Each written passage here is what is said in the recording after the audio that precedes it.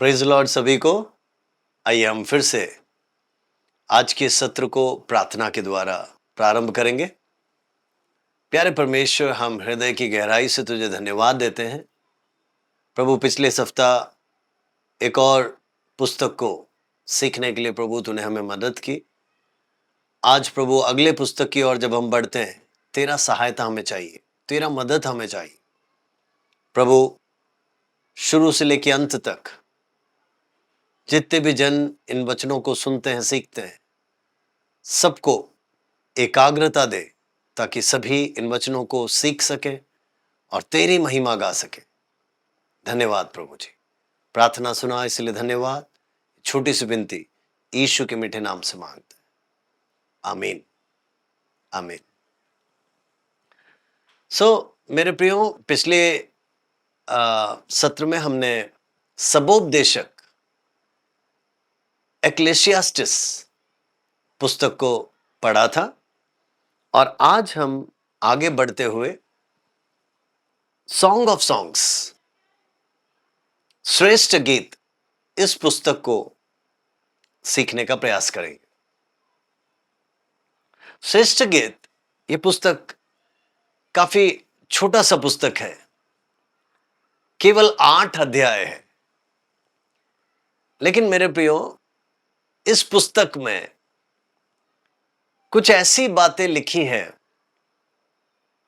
जो पूरे बाइबल में इतना विस्तृत रूप से और कहीं पर भी नहीं लिखा। हम श्रेष्ठ गीत को समझने का प्रयास करेंगे। आप अगर पहला अध्याय ही पढ़ोगे, उसका पहला वचन, तो उसमें लिखा है सोलोमन्स सॉन्ग ऑफ सॉन्ग्स, श्रेष्ठ गीत जो सुलेमान का है। इसका मतलब आप समझ गए कि लेखक राजा सुलेमान है। और हम सभी जानते हैं सुलेमान का जीवन, और जब वो राजा था उसका जीवन कैसे था, उसके पत्नियों के बारे में मालूम है। हम बाइबल में उसके रखेलियों के बारे में पढ़ते हैं, उसके प्रेम प्रसंग के बारे में हम पढ़ते हैं। सुलेमान का बहुत बड़ा एक जीवनी हम हिस्टोरिकल बुक्स में, ऐतिहासिक पुस्तकों में पढ़ते हैं।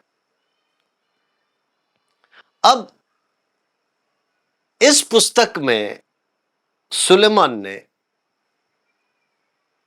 बहुत ही महत्वपूर्ण एक विषय को समझाया है, और वो विषय है प्रेम। हालांकि आप जानते हैं पूरा बाइबल को अगर निचोड़ा जाए तो पूरे बाइबल से एक ही शब्द निकलता है, वो है प्रेम। परमेश्वर का प्रेम, दुनिया के प्रति परमेश्वर ने जो प्यार दिखाया, उसका एक विस्तार हम देखते हैं। अब हम उसके बारे में थोड़ा सा सीखेंगे। लेखक सुलेमान राजा इसको लगभग 965 बीसी के आसपास लिखते हैं। इसका मतलब सुलेमान के काल के शुरुआती समय या राजा बनने के बाद के शुरुआती समयों में ये लिखा गया है, ऐसा माना जाता है। अब जब हम इसके अर्थ को समझने का प्रयास करेंगे तब आपको पता चलेगा कि ये पुस्तक क्यों विशेष है। इब्री भाषा में सॉन्ग ऑफ सॉन्ग्स, गीतों का गीत,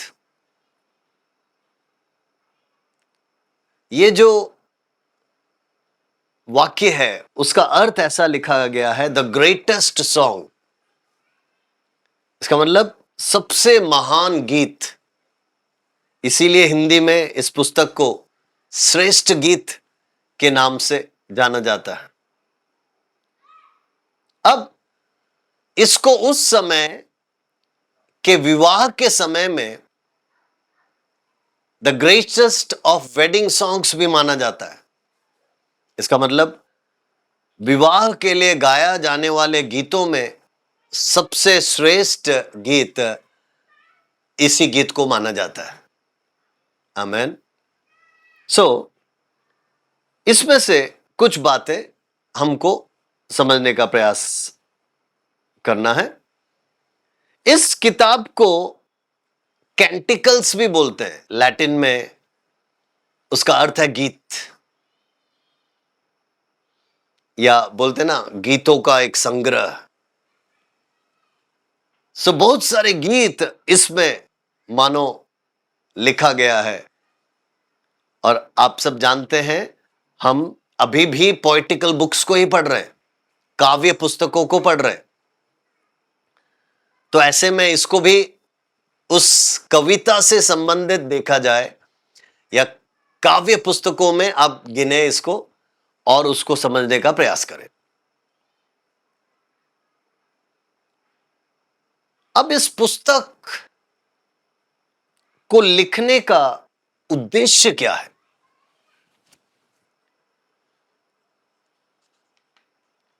देखिएगा, हम देखते हैं इस पुस्तक में it is celebrating human love. मानवीय जो प्रेम है उसका मानो जयोत्सव मना रहे हैं। इसका मतलब एक जयघोष हो रही है, मानवीय प्रेम का महत्व कितना है, मानवीय प्रेम को हम किस स्तर तक पहुंचा सकते हैं, उसका एक विवरण हमें इस पुस्तक में मिलता है। तो वो एक उद्देश्य है। दूसरा उद्देश्य है it's allegory of God's love. परमेश्वर के प्रेम का एक रूपक है। इसका मतलब अगर मनुष्य के सोच में, मनुष्य के विचारों में, दिमागों में अगर प्रेम को इतना परिभाषित किया जा सकता है, तो सोचिए परमेश्वर का प्रेम की तुलना अगर करो तो वो कितना बड़ा होगा, मेरे और आपके समझ के भी बाहर होगा। ये दूसरा उद्देश्य है। तीसरा, फोरशैडोइंग ऑफ क्राइस्ट लव। यीशु मसीह के प्रेम का एक पूर्वाभास है। इसका मतलब अब ये पुराना नियम है, नए नियम में यीशु का प्यार पता चलेगा, लेकिन सुलेमान उस यीशु के प्रेम का एक है ना पूर्वाभास सभी को दे रहा है।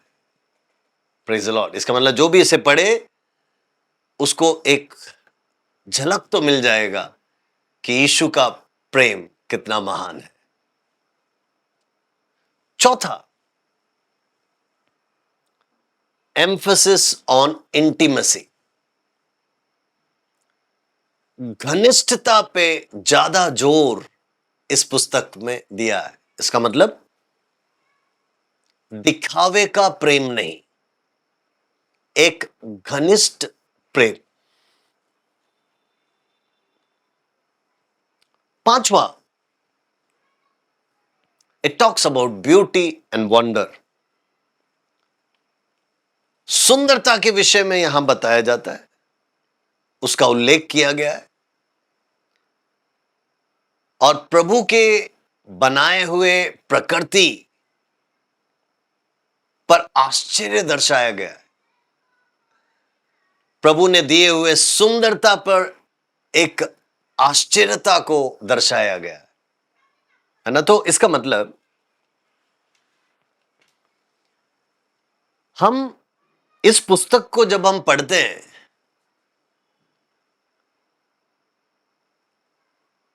तो हमको समझ में आ जाएगा कि ये एक स्त्री और पुरुष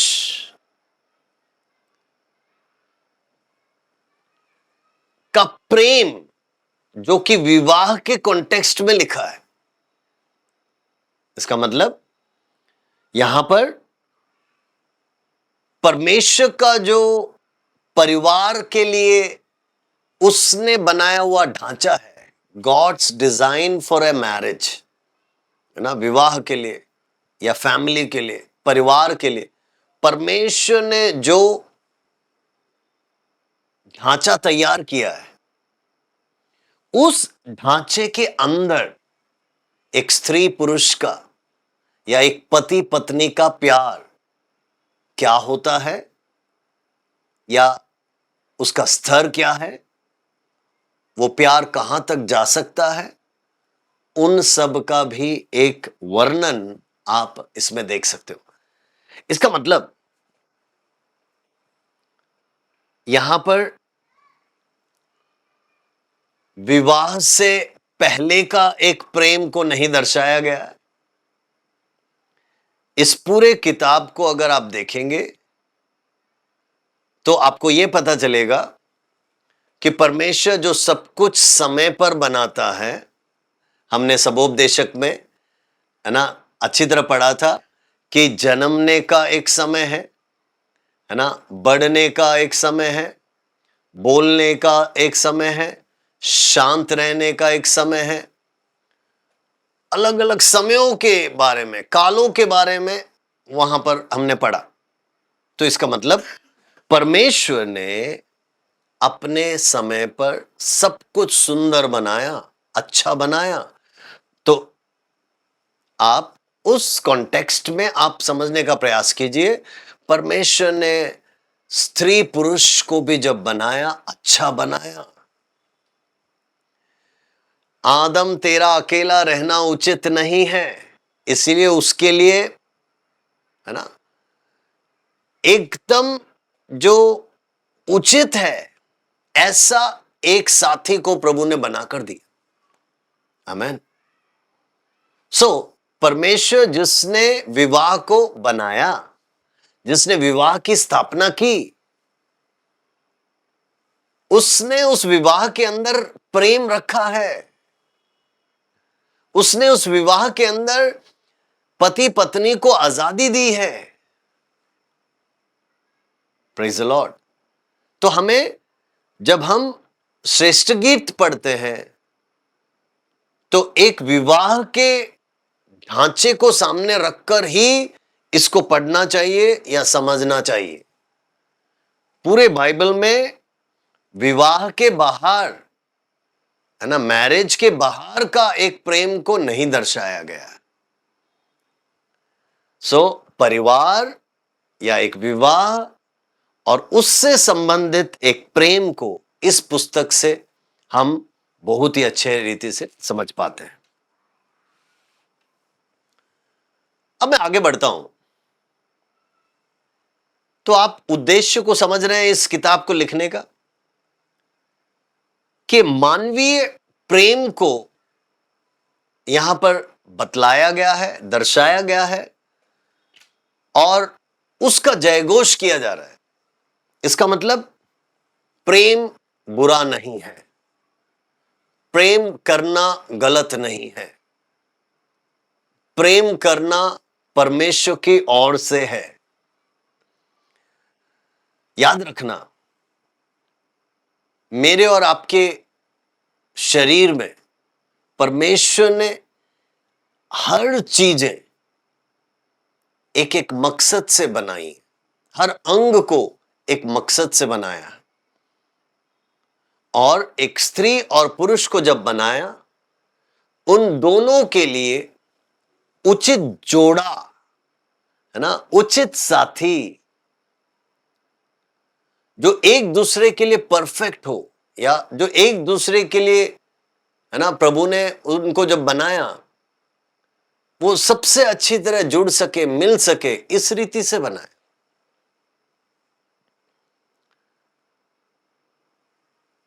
अब जब हम इसके उद्देश्य को, इस पुस्तक के उद्देश्य को समझ रहे हैं, तो हमको क्या समझना है कि श्रेष्ठ गीत, सॉन्ग ऑफ सॉन्ग्स या सॉन्ग ऑफ सोलोमन, वो एक प्रेम गीत है जिसमें उन्होंने काफी उदाहरणों को दिया है, भावनाओं को दिया है ना, लॉट ऑफ इमोशंस, कुछ कुछ उदाहरणों को दिया है। किस लिए? ताकि विवाह के लिए परमेश्वर के दृष्टि में प्रेम कैसा होना चाहिए, मानो प्रेम की परिभाषा विवाह के अंदर क्या होनी चाहिए, वो इस पुस्तक में लिखा गया है, या मेरे और आपके लिए, हम सभी के लिए, पूरे मानव जाति के लिए यहां पर बतलाया गया। एक स्त्री और पुरुष के बीच एक शारीरिक प्रेम, एक भावनात्मक प्रेम,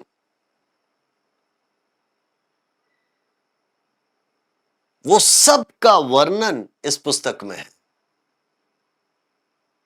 तो हमको वो समझना जरूरी है कि इसमें से कुछ भी गलत नहीं है, ये मेरे और आपके लिए है, लेकिन हमको उस प्रेम को सच्चे ढंग से समझने का प्रयास करना चाहिए।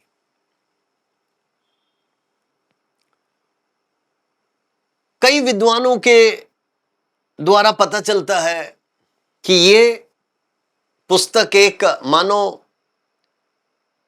एक नाटक जैसा प्रस्तुत किया है कि मेरा प्रियतम ऐसा होगा, मेरी प्रेमिका ऐसी होगी, उसका प्रेम ऐसा होगा। तो आप देखेंगे एक एक सीन है, सीन 1, सीन 2, सीन 3, है ना। आप 8 ही अध्याय है, लेकिन आप पढ़ते जाएंगे तो कभी वो स्त्री बोलती है जवाब, कहीं ये पुरुष उससे कुछ कह रहा है ना। तो यहां पर एक वार्तालाप को हम देखते हैं जिससे कि एक स्त्री और पुरुष के प्रेम को समझना आसान हो जाता है। अब इस पूरे 8 किताबों को अगर आप पढ़ेंगे, आप देखेंगे इसमें 3 मुख्य लोग हैं जो पूरा नृत्य या मानो ये नाटक चला रहे हो, है ना। 3 मेजर प्लेयर्स। एक है, एक दुल्हन को दिखाया गया है जो कि इस पुस्तक में लिखा है शुलेमी, शुलमाइट।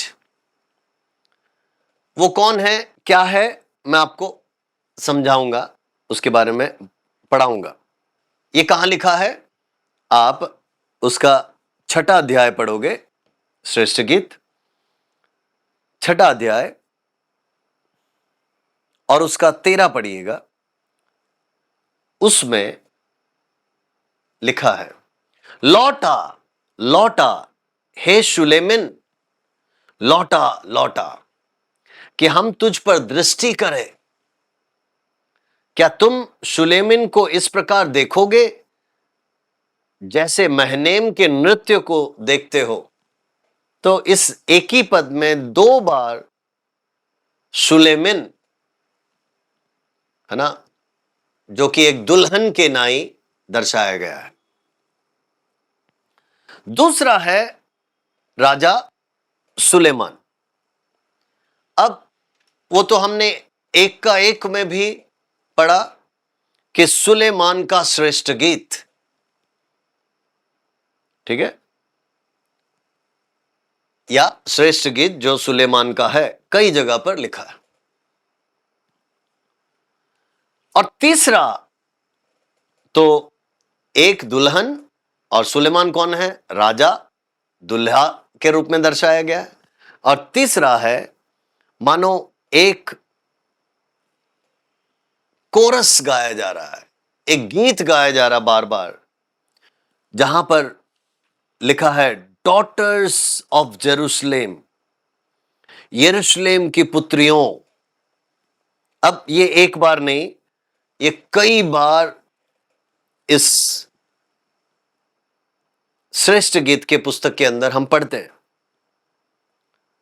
ठीक है, वो भी मैं आपको पढ़वाऊंगा, जो कि कई जगह पर लिखा गया है। आप अगर मेरे साथ निकालें तो पहला है 2:7, chapter 2 verses 7। Daughters of Israel I charge you.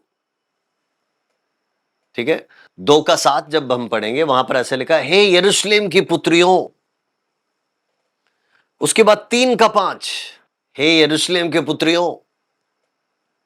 तो कई जगह पर इसका भी प्रयोग किया गया है। सो हम देखते हैं कि 3 लोग इस नाटक के अंदर मुख्य रूप से, है ना, भूमिका निभा रहे हैं।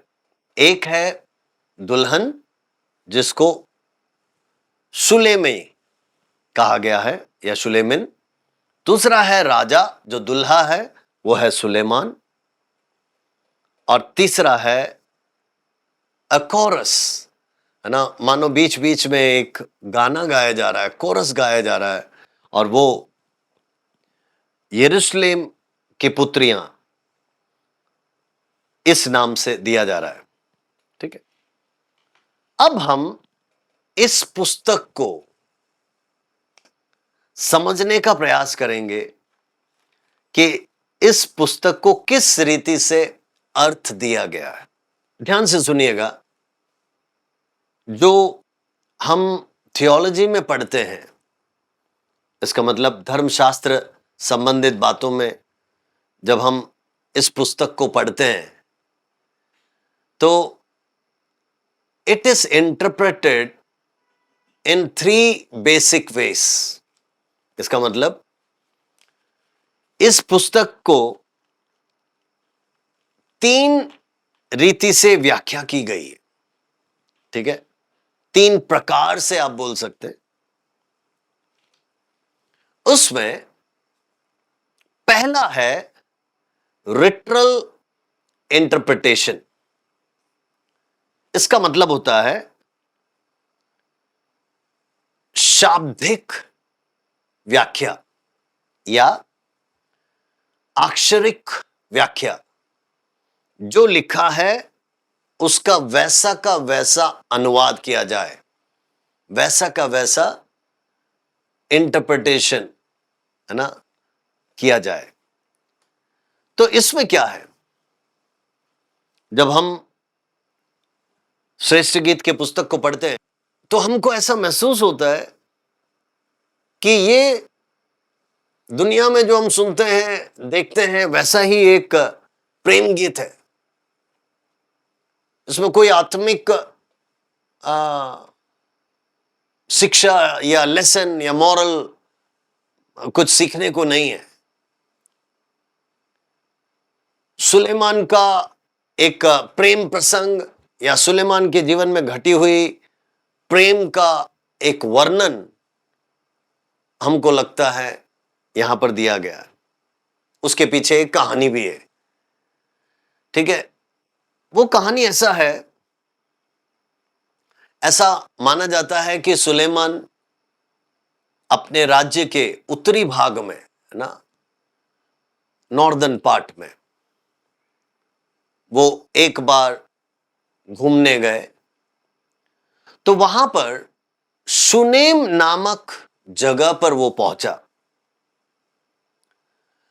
तो बताया जाता है कि उसने वहां पर चरवाही करते हुए एक स्त्री को देखा।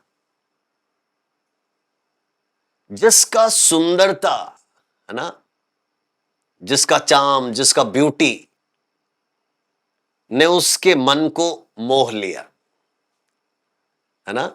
सो आप समझ रहे हैं, शुनेम नामक जगह पर एक स्त्री उसे दिखी जो चरवाही कर रही थी, इसका मतलब भेड़ों को चरा रही थी, लेकिन इसकी नजर उस पर पड़ा और बताया जाता है वो इतना सुंदर थी कि सुलेमान ने उसको देखकर, उसकी खूबसूरती ने उसको, है ना, मनमोहित कर दिया।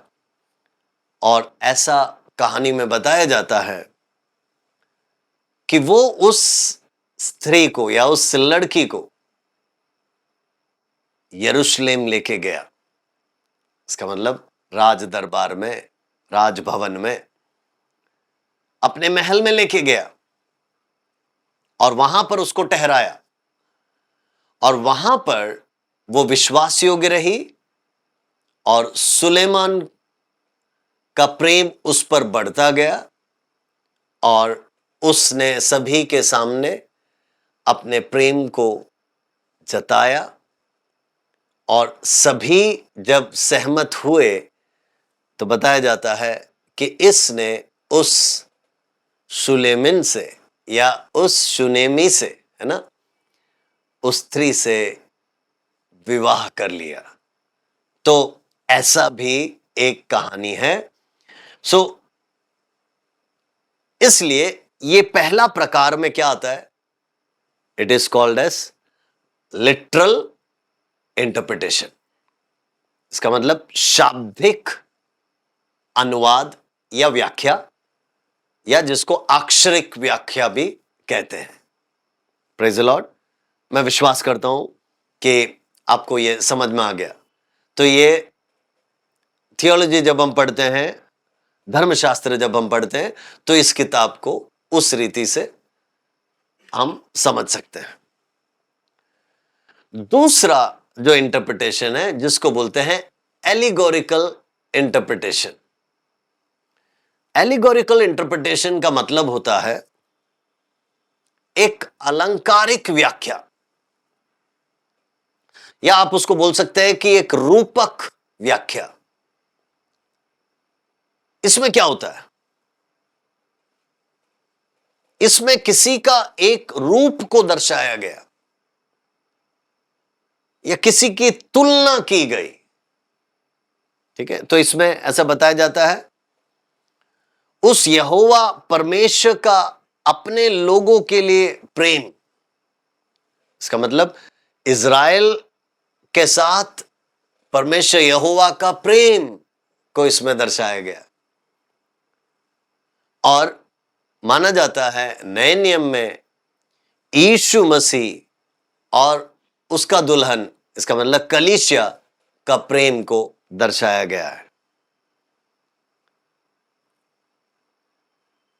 अब इस एलोगोरिकल इंटरप्रिटेशन, इसका मतलब अलंकारिक व्याख्या या इस रूपक संबंधी व्याख्या में माना जाता है कि एक रिश्ता है मानवीय प्रेम और मानवीय विवाह, उसके बीच में एक रिश्ता को दर्शाया गया है।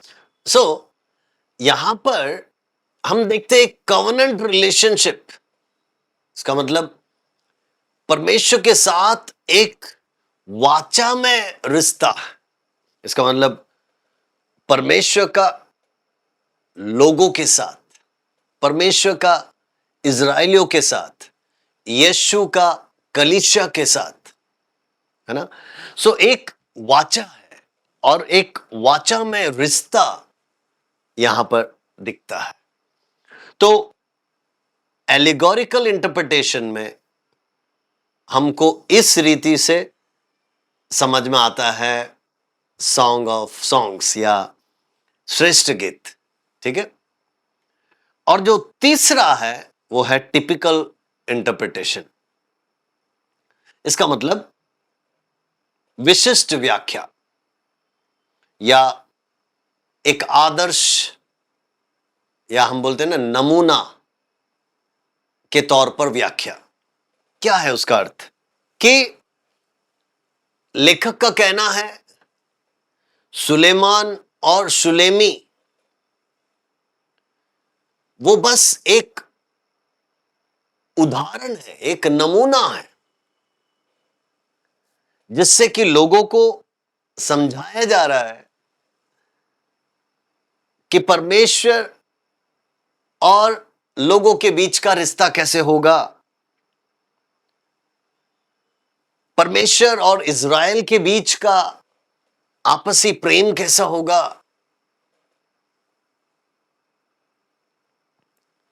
उनका कहना है, इस व्याख्या में वो कहते हैं ये एक ऐतिहासिक घटना है। सो सुलेमान और सुलेमी वो यीशु और कलीसिया का एक नमूना है ना। इसका मतलब एक बोलते हैं ना पूर्वाभास, फोरशैडो है। तो उस रीति से समझाया गया है, ऐसी व्याख्या हो सकती है। तो 3 प्रकार की व्याख्या हमने देखे जो मुख्य रूप से श्रेष्ठ गीत में हमको दिखता है। एक हमने देखा लिटरल इंटरप्रिटेशन, इसका मतलब अक्षरिक व्याख्या, शाब्दिक व्याख्या।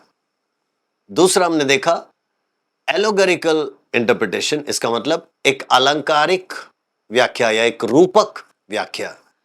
और तीसरा है टिपिकल इंटरप्रिटेशन, जिसमें हमने देखा ये एक विशिष्ट व्याख्या है या एक आदर्श, एक नमूना को दर्शाया हुआ व्याख्या है। उस रीति से अगर आप इस पूरे श्रेष्ठ गीत को पढ़ेंगे तब आपको समझ में आ जाएगा कि परमेश्वर जिसने सारी सृष्टि की रचना की है, इस बाइबल के अंदर उसने विज्ञान के बारे में बातें की है, इस बाइबल के अंदर उसने गणित के बारे में बातें की है, इस बाइबल के अंदर जानवरों के बारे में, पेड़ पौधे पक्षी के बारे में, तालाब नदी समुद्र के बारे में, है ना, पहाड़ आसमान धरती सबके बारे में उसने बतलाया है। तो सोच के देखिए, क्या वो विवाह के बारे में नहीं बताएगा? क्या वो प्रेम के बारे में नहीं बताएगा? वो महान परमेश्वर है, तो वो अपने सृष्टि को सब कुछ दिखाएगा और बतलाएगा। श्रेष्ठ गीत हम सभी के लिए इस रीति से एक महत्वपूर्ण पुस्तक बन जाता है। प्रेज द लॉर्ड, आमेन। अब इसमें कुछ मुख्य बातें हमें दिखता है, ठीक है। वो क्या है मैं बताता हूं। केवल एस्तेर का पुस्तक और श्रेष्ठ गीत का पुस्तक है जहां पर गॉड या परमेश्वर ये शब्द का प्रयोग नहीं किया गया। हालांकि केवल 8वें अध्याय उसके 6ठे पद में कुछ मैन्युस्क्रिप्ट्स में द लॉर्ड करके दर्शाया गया है। अन्यथा एस्तेर का पुस्तक और श्रेष्ठ गीत का पुस्तक, ये 2 पुस्तक है जहां गॉड परमेश्वर शब्द प्रयोग नहीं किया गया। श्रेष्ठ गीत का उल्लेख नए नियम में कहीं पर किया गया नहीं।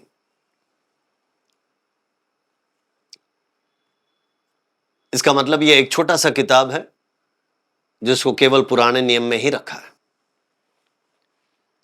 लेकिन यह एकमात्र ऐसा किताब है पूरे बाइबल के अंदर जिसमें एक दुल्हा और दुल्हन के प्रेम को बताया गया है कि वो कितना अनोखा है, कितना महान है, उसका पूरा जानकारी इस श्रेष्ठ गीत में हम पाते हैं। अब इसके अंदर का जो प्रेम है, जो हमें इस पुस्तक से सीखने को मिलता है, वो प्रकृति से दर्शाया गया है। इसका मतलब आप इस पुस्तक को अगर आप पढ़ेंगे, श्रेष्ठ गीत 8 ही अध्याय है, लेकिन कई जानवरों का नाम इसमें लिखा है, क्योंकि उस प्रेम को उसके साथ तुलना की गई। विभिन्न प्रकार के पौधों का, है ना, या पेड़ों का नाम यहां पर उल्लेख किया गया है। उन सब का कारण क्या होगा? एक तो सुलेमान दुनिया का सबसे बुद्धिमान व्यक्ति था। दूसरी बात, उसने प्रकृति में परमेश्वर ने बनाए हुए सृष्टि में से बहुत सारे नमूने, है ना, मुझे और आपको समझाने के लिए लिया है। तो ये सब विशेष बातें इस पुस्तक के अंदर हम पढ़ते हैं। एक वचन मैं आपको पढ़वाना चाहूंगा,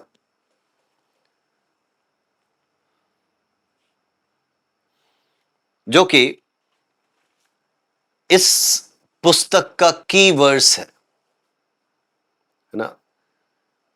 वो है, डू नॉट अरोस और awaken love until it is so desired.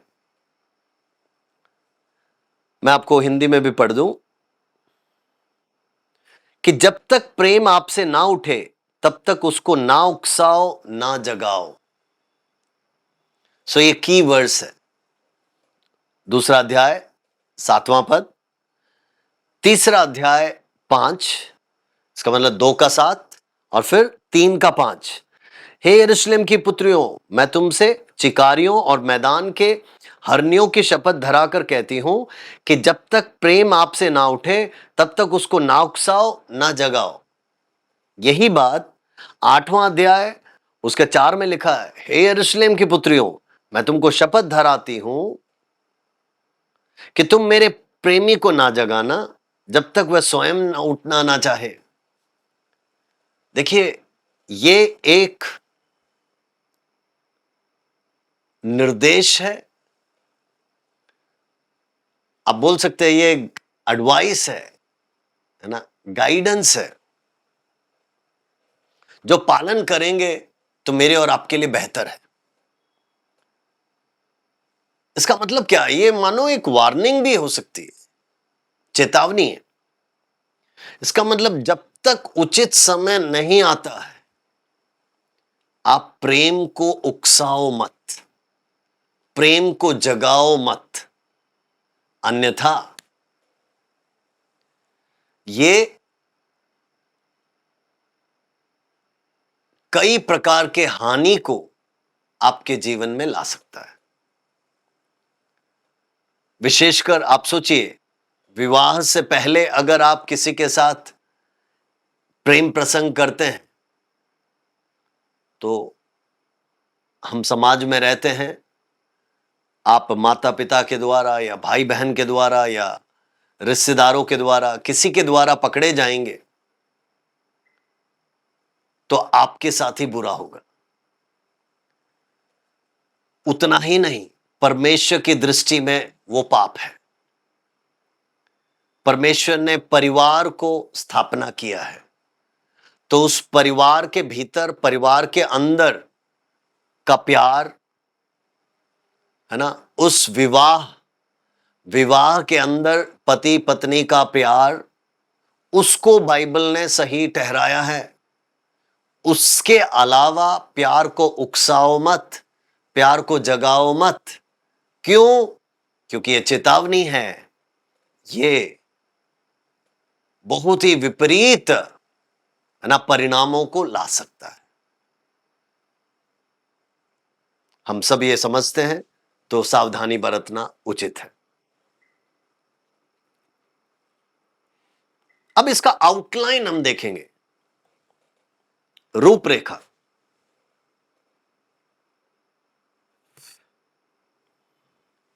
देखिए, मुख्य रूप से इस पूरे श्रेष्ठ गीत को आप 3 भागों में बांट सकते हैं। आउटलाइन, है ना? We can divide this book into 3। पहला है द कोर्टशिप, प्रेमालाप बोल सकते हैं, या प्रेम का प्रारंभ। एक दूसरे को जानना, एक दूसरे से बातचीत करना, एक दूसरे से एक को देखना, मिलना, है ना? ये सब कोर्टशिप होता है। तो वो हमको समझ में आता है सॉन्ग ऑफ सॉन्ग्स या श्रेष्ठ गीत, उसका पहला अध्याय, उसके पहले वचन से लेकर तीसरा अध्याय 5 तक, chapter 1 verses 1 to chapter 3 verses 5। दूसरा है द वेडिंग, विवाह को दर्शाया है। वो है 3 का 6 से लेकर 5वें अध्याय के 1 तक, chapter 3 verses 6 to chapter 5 verses 1। It talks about the wedding, विवाह के बारे में बताता। और तीसरा भाग है the maturing marriage, chapter 5 verses 2 till chapter 8 verses 14। 5 का 2 से लेकर 8 का 14 तक, आखिरी तक, वो है एक परिपक्व विवाह के संबंध में बातें बताई गई है, समझाई गई। अब मैं आपको प्रैक्टिकल एप्लीकेशन में ले जाना चाहता हूं, उसके बाद हम इस पुस्तक को समाप्त करेंगे। इसका मतलब व्यवहारिक बातें जो हमें इस पुस्तक से सीखने को मिलती है, उसमें पहली बात, इस पूरे पुस्तक में एक फोरशैडो दिख रहा है। क्या दिख रहा है? यीशु मसीह का अपने कलीसिया के साथ का रिश्ता क्या है, प्रेम क्या है ना? इसका मतलब राजा यीशु दुल्हन के साथ का उसका प्रेम कितना ज्यादा होगा, उसका एक पूर्वाभास इस पुस्तक में हमको दिखता है। दूसरी बात, देखिए, हम एक दुष्ट संसार में जी रहे हैं। इसका मतलब है जहां दुष्टता चारों ओर है। तो ऐसे में ये पुस्तक सही विवाह, सही मीन्स वेडिंग, सही मैरिज, एक सही वैवाहिक जीवन जिसमें भावना हो, जिसमें प्रेम हो, है ना, एक दूसरे के लिए इज्जत हो, रिश्ता हो, उस बात को यहां जोड़ दिया गया है। इसका मतलब आज कुछ भी बात में लोग छोड़ जाते हैं, तलाक देते हैं या मारपीट करते हैं, लेकिन यह पुस्तक हर समस्याओं को सुलझाकर एक दूसरे को इज्जत करने को सिखाता है, प्रेम करने को सिखाता है, जानने और पहचानने को समझाता है। तो इसका मतलब एक पति पत्नी के उस अटूट रिश्ते को, अटूट प्रेम को इस पुस्तक में दर्शाया गया है, जो कि मैं विश्वास करता हूं आज के तारीख में बहुत ही महत्वपूर्ण है।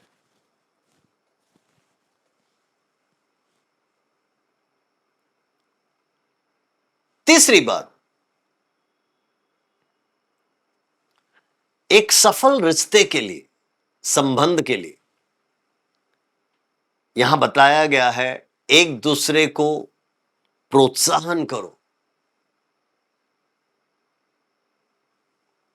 उनको, उनके बारे में आप चोटिल बातें करेंगे तो वो प्रोत्साहन नहीं है। आप क्रिटिसाइज करते रहेंगे, है ना, इसका मतलब उनका गलतियां ही निकालते रहेंगे, तो वो एक सफल रिश्ते में नहीं बदलेगा। तो ये प्यार एक बहुत ही विजयी रिश्ते तक जाना चाहिए। तो आप एक दूसरे को समझें, प्यार करें, प्रोत्साहन दें, हतोत्साहित ना करें। अगली बात यहां दर्शाया गया है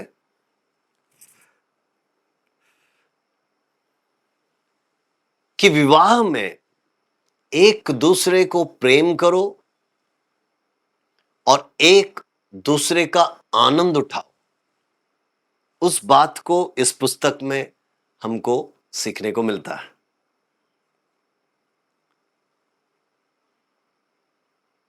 एक आखिरी बात जो कि प्रैक्टिकल एप्लीकेशन के रूप में व्यवहारिक जो सीख है, जो इस पुस्तक से हमें मिलता है, वो है कि आपका प्रेम के अंदर सुरक्षा हो। इसका मतलब दोनों एक दूसरे में वो सुरक्षा महसूस करें उस प्रेम में, और वो शांतिमय प्रेम हो, रिश्ते से परिपूर्ण प्रेम हो। इसका मतलब इस पूरे पुस्तक के अंदर 8 अध्यायों में कहीं पर भी लड़ाई झगड़ा की बात नहीं आ रही, लेकिन एक अटूट रिश्ता, एक अटूट प्रेम को यहां पर दर्शाया गया। अब जो वचन मैं आपको पढ़वाना चाहता हूं, जो कि बहुत ही महत्वपूर्ण है, वो 3 अध्याय में लिखा है। आप मेरे साथ 3 अध्याय निकालें। यहां पर लिखा है, look 3:7, look it is Solomon's carriage escorted by 60 warriors, the noblest of Israel। देखो, ये सुलेमान की पालकी है, उसके चारों ओर इज़राइल के शूरवीरों में के 60 वीर चल रहे हैं। देखो, एक जगह पर उसके वैभव को, उसने क्या पहना है, उसने क्या, है ना, मुकुट डाला है, उस सब का वर्णन हम देखते हैं। लेकिन दूसरी ओर उसके प्रेमिका का भी वर्णन वैसा ही दर्शाया गया है। तो ये जब हम पढ़ते हैं तो हमें दिखता है, एक बात जो समझ में आता वो ये है कि देखिए, खूबसूरती परमेश्वर ने पुरुष को भी दिया है, स्त्री को भी दिया है। इसका मतलब दोनों एक दूसरे से कम नहीं है। तो हमको जो सीखने को मिलता है वो ये है, दोनों को एक दूसरे को समझना जरूरी है। ठीक है। अब जहां पर अभी हमने सुलेमान के बारे में अगर वैसा पढ़ा, तो देखिए 5वें अध्याय पर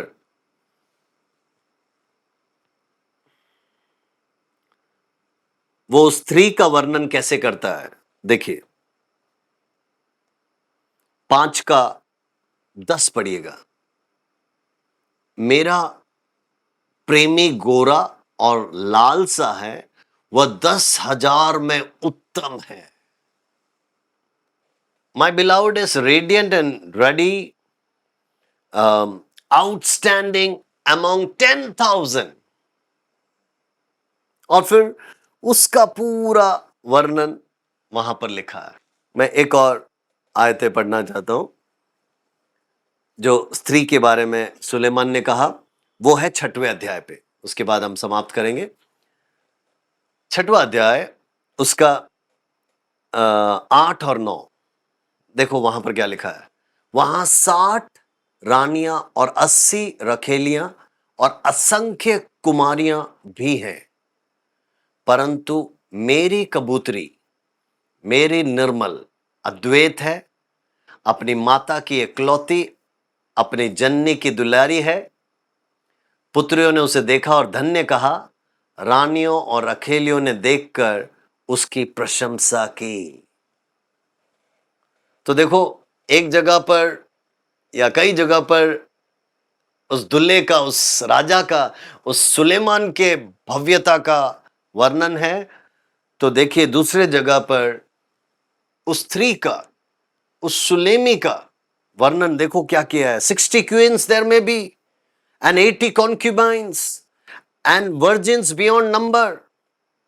But my dove, my perfect one is unique, the only daughter of her mother, the favorite of the one who bore her. The young woman saw her and called her blessed. The queens and concubines praised her. इसका मतलब बहुत तेरे रानियां होंगी, पटरानियां होंगी, है ना, रखेलियां होंगी, कुमारियां होंगी, लेकिन तू उन सब में सबसे सुंदर है। ये सब क्या दर्शाया जा रहा है कि प्रभु ने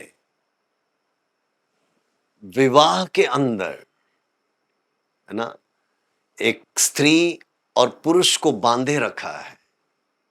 स्त्री के लिए पुरुष, पुरुष के लिए स्त्री, दोनों अच्छे हैं, दोनों सर्वश्रेष्ठ हैं, उत्तम हैं। उन दोनों को एक दूसरे के लिए अपना प्रेम पूरी तरह बांटना चाहिए। दोनों एक दूसरे के लिए हैं, उसे मनुष्य अलग ना करे, उसे दुनिया अलग ना करे, लेकिन इस प्रेम को एक दूसरे के लिए, है ना, जानना जरूरी है और बढ़ाना जरूरी है।